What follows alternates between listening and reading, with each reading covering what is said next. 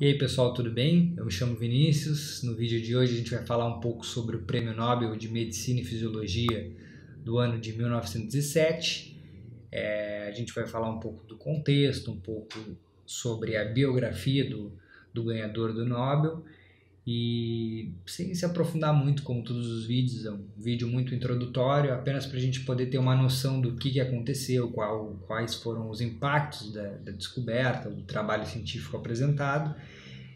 E o prêmio de 1907 ele é muito interessante porque foi um francês chamado Charles Louis Alphonse Laveran, não pronuncio correto o nome dele, peço desculpa àqueles que conseguem e falam francês, mas o Charles Alphonse foi um grande cientista, tá? Um microbiologista, tá? Que nasceu na França e faleceu lá também, e aportou muito para a ciência porque ele trouxe à tona, né, a um novo micro-organismo que é um agente patógeno, né? Até então, as bactérias elas eram apenas vistas como os agentes infecciosos e causadores de doenças. Após a descoberta do Pasteur, a descoberta do Robert Koch, né, do bacilo da tuberculose, o bacilo da cólera.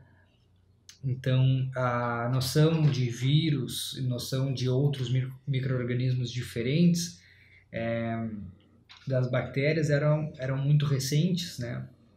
Mas a microbiologia crescia muito como ciência, estava tendo muito mais credibilidade.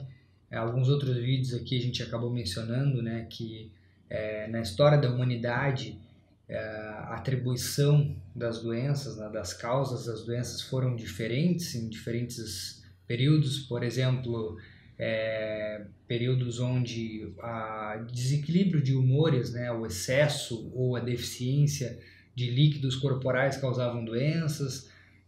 Estou falando bem resumidamente, né?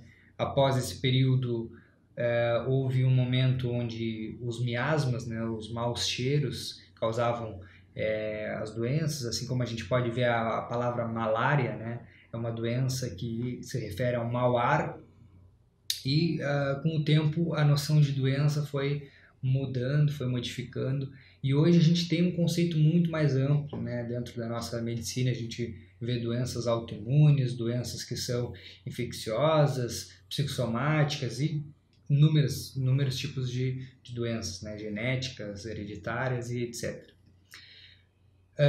Mas dentro do campo da microbiologia, tá? A gente já viu o contexto dos primeiros 6 Nobel de Medicina e Fisiologia, e a gente viu que estava aparecendo bastante essa questão da microbiologia, tá? O Emil von Behring foi o primeiro que ganhou falando sobre a imunologia, sobre como o nosso organismo produzia anticorpos, né? As imunoglobulinas contra a toxina da difteria e também do tétano. Depois a gente viu, já no segundo Nobel de Medicina e Fisiologia, o Ronald Ross, tá? Que fez um trabalho sobre os vetores da malária, tá? Que ele viu que os mosquitos eram os agentes, na realidade eles servem como portadores, e entre outras observações que o Ronald Ross fez. No prêmio número 3 a gente já viu outro campo, tá, sendo explorado, que é, no caso, o campo da fototerapia, também associada a um tratamento para bactérias, principalmente bactérias na superfície da pele, lesões cutâneas, né, com o Finzen. Depois vimos o prêmio Nobel de Medicina número 4 com o Ivan Pavlov, com aquele experimento lá que ele fez sobre a salivação, sobre a psicologia aplicada à ciência mais mensurável, né? A psicologia experimental, muito importante, os estudos do Pavlov, com o cachorro que ele fez. A gente já viu o vídeo. Estou tentando ser um pouco mais sintético e mencionando essas obras, porque os próximos vídeos a gente vai tentar fazer um pouco mais objetivo e sem tanta produção como eu estava tentando fazer nos primeiros vídeos, para a gente poder compreender de uma maneira mais tranquila isso também. Também fazer com que eu não perca tanto tempo na edição, né? Para mim poder postar mais vídeos.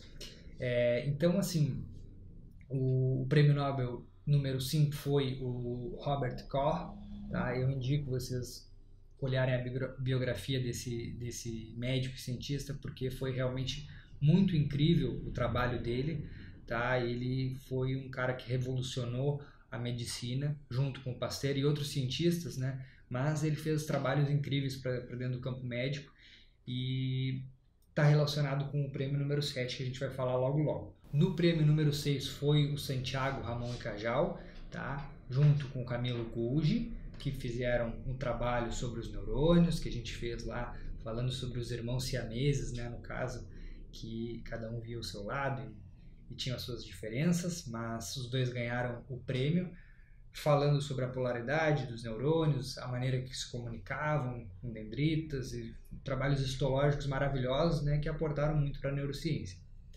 O Camilo Golgi é um personagem interessante porque ele também esteve envolvido com essa questão do número 7.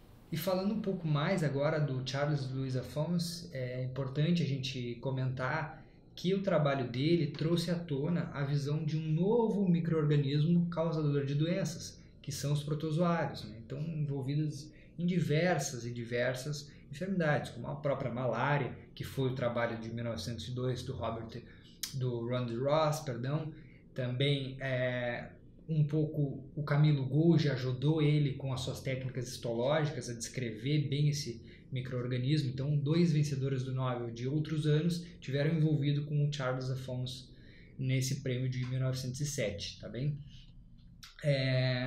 Outras doenças, não só a malária, né, como a toxoplasmose, o mal de Chagas e outras doenças que vamos ver ao decorrer do vídeo, ou talvez nesse vídeo a gente nem vai falar dessas doenças em si, mas mostrando a importância de descobrir esse agente, né, porque quando a gente descobre o agente causal, né, da doença, da enfermidade, a gente descobre o vetor, a gente pode desenvolver técnicas como vacinas, como medicamentos, como soros, né, para poder tratar essa enfermidade.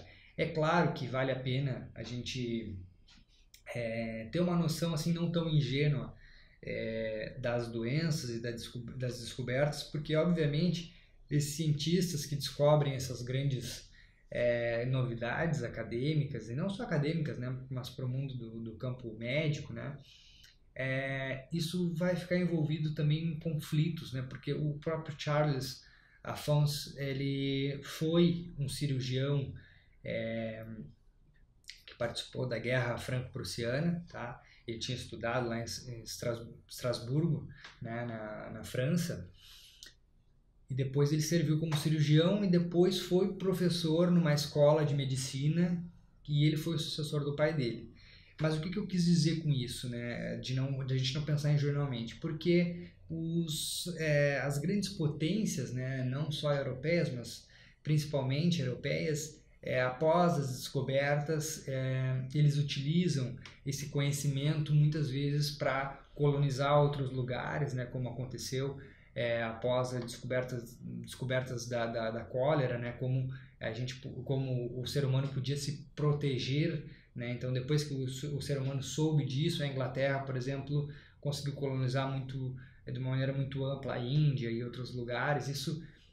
Essa guerra biológica sempre ocorreu, mas acaba que com o tempo esse conhecimento, até porque hoje em dia as informações elas são muito rapidamente espalhadas pelo globo, acaba que isso é um conhecimento que vai ajudar daria para se dizer, o mundo inteiro, né, se houvesse pessoas responsáveis e com interesses genuínos de ajudar o próximo.